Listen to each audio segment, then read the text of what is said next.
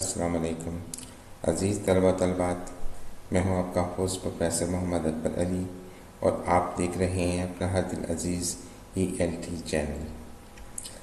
आज के इस लेक्चर में, आज के इस प्रोग्राम में हम टेंसेस की फॉर्म्स, जिसको हम कंटिन्यूस फॉर्म बोलते हैं, इसको प्रोग्रेसिव का नाम भी दिया जाता है, उसके मुतालिक पढ़ेंगे। और टेंसेस के सिलसिले में ये आपके सामने जो लेक्चर है वो आपका तीसरा लेसन है। तो इस तीसरे लेसन में हम आपको ये बताएंगे कि टेंसेस की जो कंटिन्यूस या प्रोग्रेसिव फॉर्म्स हैं उसकी पहचान कैसे की जाती है और उसको उर्दू से इंग्लिश में ट्रांसलेशन कैसे किया जाता है।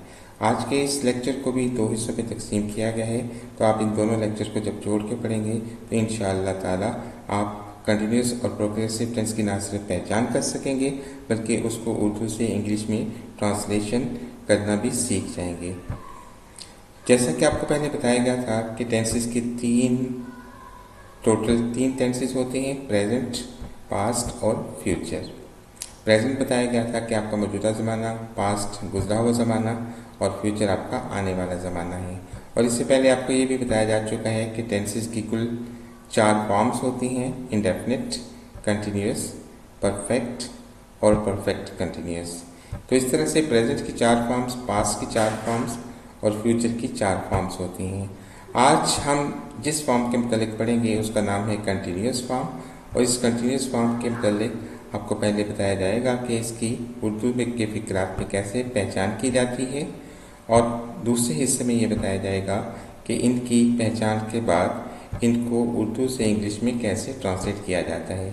तो चलते हैं हम प्रेजेंट कंटिन्यूस, पास्ट कंटिन्यूस और फ्यूचर कंटिन्यूस टेंस की जानिब। तो आज के इस लेक्चर में, जिसको कंटिन्यूस टेंस के नाम से याद किया जाएगा, इसमें हम 3 present continuous tense, past continuous tense और फ्यूचर कंटिन्यूस टेंस तीनों के बारे में जानते हैं। तो चलते हैं लेक्चर की तरफ। तो सबसे पहले इसकी पहचान है। हमारे सामने ये तीनों टेंसेस के नाम मौजूद हैं।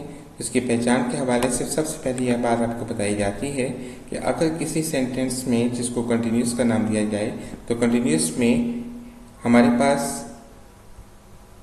जैसा कि इस तस्वीर से जाहिर है, किसी काम के जारी होने को जाहिर किया जाता है। तो ऐसे फ़िक्रात जिसमें किसी काम के जारी होने को जाहिर किया जाए उसको हम कंटिन्यूस टेंस बोलते हैं।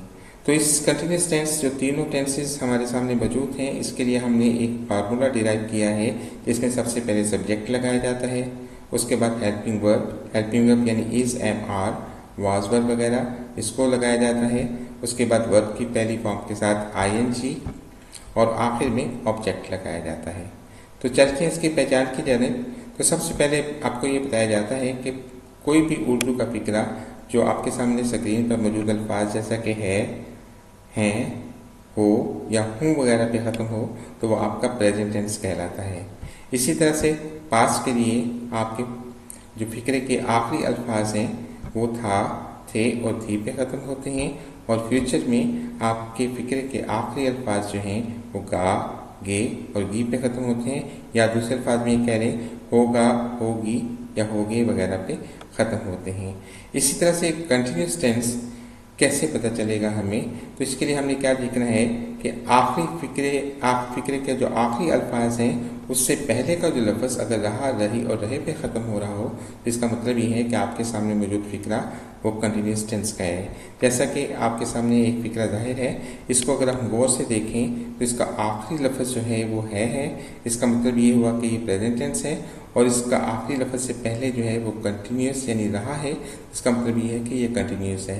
तो इस तरह से हमारे पास बनने वाला फिक्रा प्रेजेंट कंटिन्यूस टेंस का बन गया।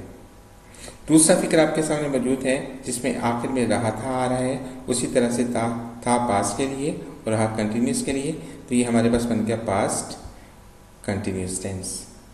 तीसरे सेंटेंस आपको देखें, अगर आप देखते हैं तो इसमें रहा कंटिन्यूस को शो कर रहा है और होगा इसके फ्यूचर को शो कर रहे हैं। तो इस तरह से हमारे पास सेंटेंस का फिक्रा बन गया फ्यूचर कंटिन्यूस टेंस। तो इस तरह से हमने पहचान कर ली कि अगर फिक्रे में है आ जाए तो ये प्रेजेंट का होता है, उससे पहले रहा आ जाए तो ये प्रेजेंट कंटिन्यूस होगा, अगर फिक्रे के आखिर में था आ जाए था पास में होता है और उससे पहले रहा आ जाए तो रहा था के लिए पास कंटिन्यूस हो जाएगा, और अगर रहा होगा आ जाए तो ये फ्यूचर कंटिन्यूस होगा।